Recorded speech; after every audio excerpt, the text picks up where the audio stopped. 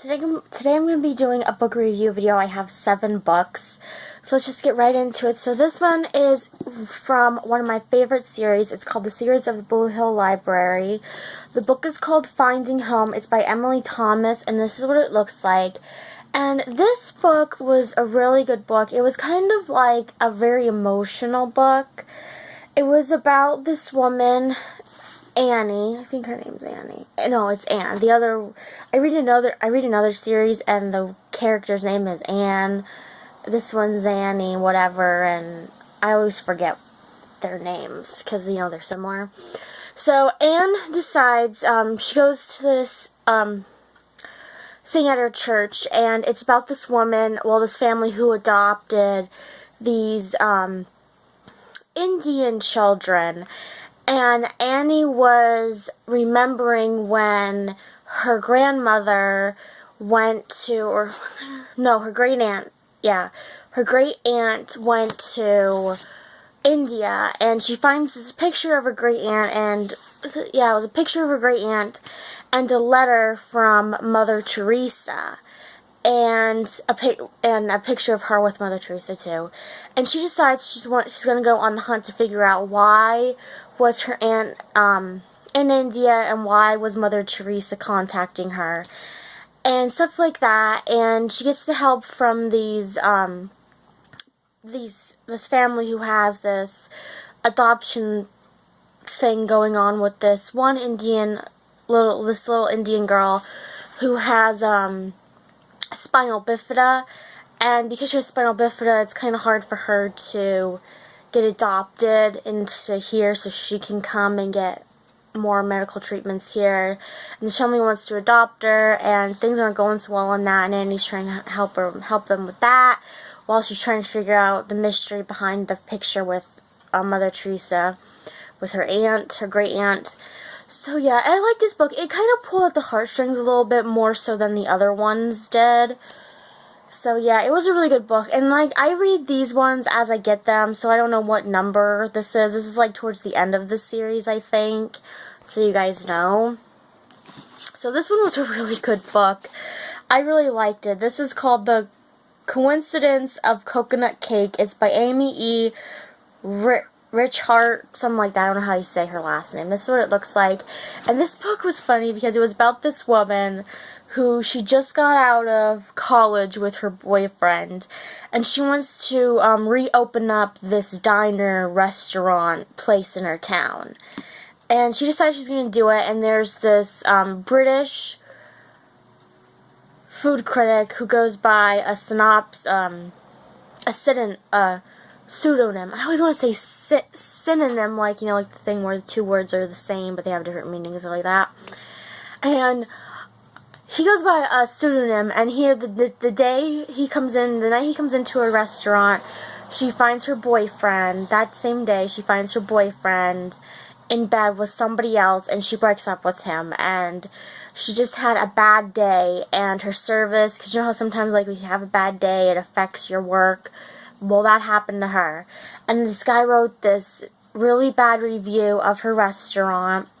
And here, she meets him in a bar, and they start talking, and they start going out together, and she doesn't know that he's the guy who writes the food critic reviews in the paper, and he doesn't know that that's her restaurant until they had dinner with their friends, and then her friends were talking about that restaurant because she's gonna have to close it down because people weren't coming in anymore because of the review.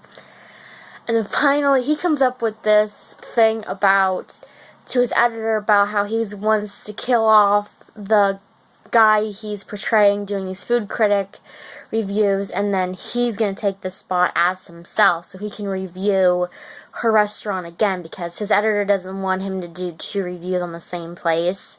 So that's the best way he can do it, so he can get a better review in for her, to help her, and stuff like that. And she just find out who he really is. And that's all I'm going to say. I'm not going to say if they stay together or not. But it was a really good book. I really didn't think I was going to like it because the chapters are really long in this book. So I thought, oh, I'm probably not going to like it. It's probably going to be boring. But it was really good. I really enjoyed it. So this next book I'm going to show you is probably one that isn't going to be everybody's read. This is called The Lives of the Kings and Queens of England. It's edited by Antonia Fraser. And this is what it looks like. And basically it's kind of like a history book. It goes from the first King of England, which was, I think, William the First, and it goes all the way to Queen Elizabeth II, who is the living queen right now. And, yeah, and the reason why I like it is because I really like learning about, the royals, because I really like them. I don't know why. It's sort of like, like that thing where we're so obsessed with the royals and stuff. And I really like it. And like I said, it goes up until Queen Elizabeth II, which is, she's the reigning queen for right now until, her son takes over. And I really like this because there was pictures and stuff like that, and there was a lot of stuff that I didn't know about, a lot of the kings and stuff that I really didn't know about. I didn't know about, I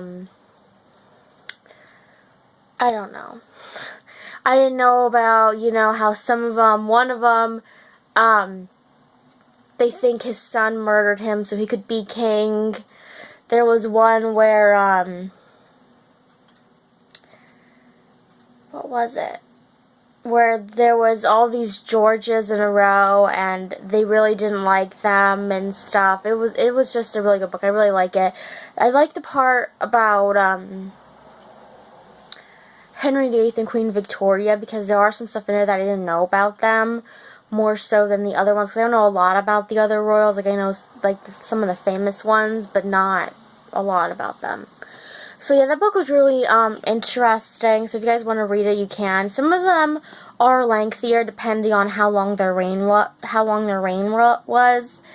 This is called Wedded, Bliss, and this is by 4 different women. I'm not going to say all their names. I'm just going to say their first name. Susan, Kristy, Sally, and Carrie wrote 4 different books. And they're all about older couples going into their silver anniversaries. I don't know what year the silver anniversary is. I'm just going to say maybe it's like 25th anniversary or something like that. I don't know. And this is what it looks like. And I really didn't like the stories in these books. The first book was about how their kids were almost out of the nest. Their one son was in college, the other one was a senior, and they were so happy, because they're like, oh, like in a year, she's going to be out of the house, we can do whatever we want. And then she becomes pregnant, the wife, and then it just ends on a cliffhanger, and it doesn't say anything about that. The second one was about, let me see,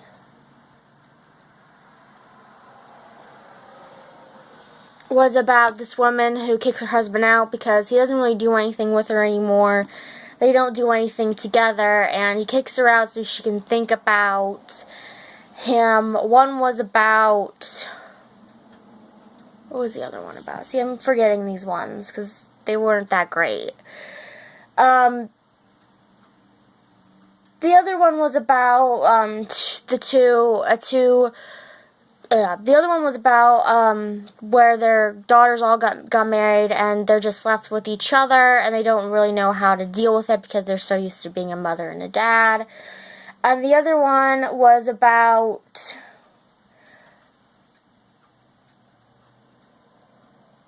her watching her husband's dreams go up in flames and stuff with a restaurant. And they weren't really that good. Like, some of the chapters were long, some were short, but I just couldn't get into the book. Like, after the first one, where it ended on, like, a cliffhanger, it really didn't end, like, how I thought it was gonna end. I was like, is this how all the books are gonna be in this set? And they just weren't that great. I mean, if you like short stories, I'm not saying, like, sometimes, when I read short stories, they're good, sometimes they're not. But these ones were just, they weren't that great to me, and I couldn't get into it. It was just bad. So this is a Chesapeake Shores novel, It's by Sherryl Woods. It's called A Seaside Christmas. And her last book, I don't know what her last book was, does it say? I forget. But in her last book, she said that, before this one, she said that this is the last book in the series. And then she decided to write more books in the series. So this takes up a year after she wrote all those previous books. And it's about, this daughter whose mother married one of the O'Briens. And she hated it because it took her time away from her mother. And then her mother had a son with this man she married. And she just hated the idea. She's like, now I don't have my mom anymore. My mom's not going to be, like, there for me anymore because she has this other family now. She's not with me. So she comes back to town after she broke up with her boyfriend, who was like this country star. And she comes back to help one of the other O'Briens, Bree O'Brien, with the Christmas play. And she's trying to repair the relationship with her mother while she's trying to avoid her ex-boyfriend, but then her ex-boyfriend comes back to help with the play too. And she has to decide if she really wants to stay with him or not. And then, like I said, she's trying to repair the relationship with the mother and try to cast a relationship out to her half-brother because he's older in this book. So yeah, it was a good book. The next one is going to be a Christmas book too. I don't know if I'm going to read it for my next book review video, but that's like the next one in the set. So, these are the last books I have. They're a series, and they go together. It's by Debbie Macomber. It's the Cedar Cove series, and this is 311 Pelican Court. This is what it looks like. And this book is about this couple that was married, and they decided to separate. And the judge was Olivia Lockhart, and she always comes up with these weird kind of ways to bring couples back together. So that they don't get divorced. And so in their agreement, they wanted the kids to come live with her for a week and then him on the weekends, and then, you know how like a custody agreement goes, you guys probably know. And she decided, she's like, the kids didn't ask for you guys to separate, so the kids are going to stay at the house, and then every other week or day or whatever the visitation is, one parent was gonna go back and live in the house, and the other one, both of them were gonna share an apartment. And then so it was like one of them would be at the house and the other one would be at the apartment. So they kept flip-flopping, and they were just getting so tired of it towards the middle of the book. Finally, they were starting to see more of each other, and they were starting to get back together with each other. And then the second story in the book was about Olivia Lockhart, and it was about, she wants to be with this man, Jack, and she really wants to be with him, and she's worried because her first marriage didn't work out, that she's afraid that she goes into this one, it's not gonna work out because of what happened in her first relationship, and stuff like that. And then they're still talking about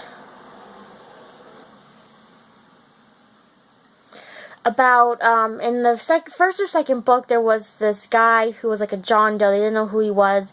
He died at this one house that's the next book in the series.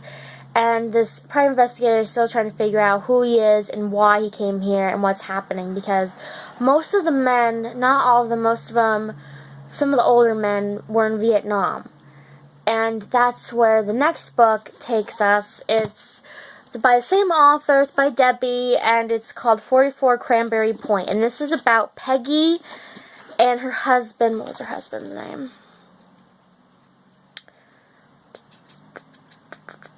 It doesn't say in the... Oh, Bob. And they have this, like, inn, hotel kind of place. And that's where, like, the guy, like I said in the first or second book, he died there. And he was he said it, Bob told the private investigator about, in the last book, about how him and this group of guys bombed this place in Vietnam because they thought the Viet Cong was in it.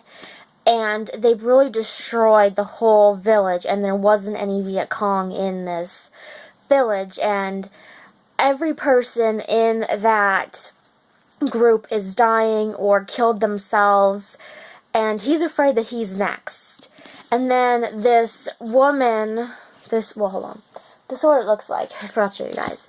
This woman who was the daughter of one of the guy that died in their house, comes to live with them, and she plays a very important role in the ending of the book. And I'm not going to tell you why. You're going to have to read it. It's really shocking. And then the other part in the series, it's about this woman who works at this snail place, and there was this guy who always brings his daughter into it. She's like a little girl, and she doesn't have a mother anymore. Her mother died in a car accident, and this daughter wants this woman to marry her dad so she can have a mom again. And it's like a cute little story. I really like it. So that's all the books I have for this book review video. I hope you guys have a wonderful day, and I'll see you guys next time with another video.